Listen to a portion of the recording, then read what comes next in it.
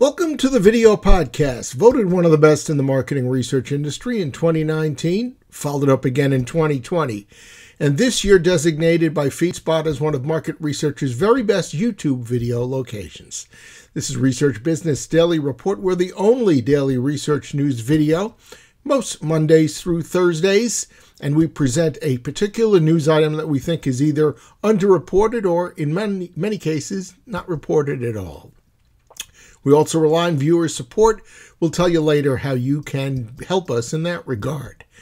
I'm Bob Lederer, in my 27th year as the respected voice in market research. As we learn week by week, the pandemic had a compelling impact on research above and beyond some obvious changes. There was a lot going on under the radar.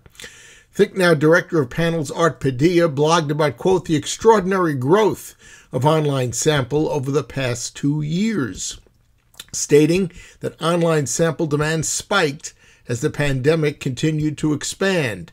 And that, of course, was in line with dramatic shift from participants doing research with us in real life and moving to a virtual survey environment, plus the population's dramatic extra free time to participate with us.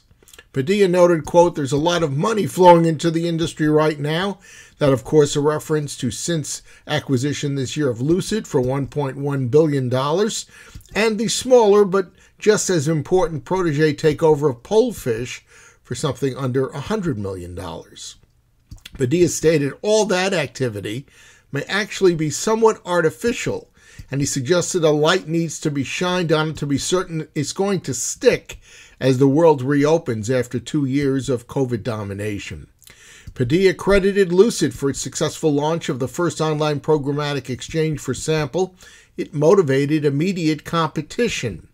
The blogger also asked whether post-pandemic normalization could jeopardize the future of this and other innovations.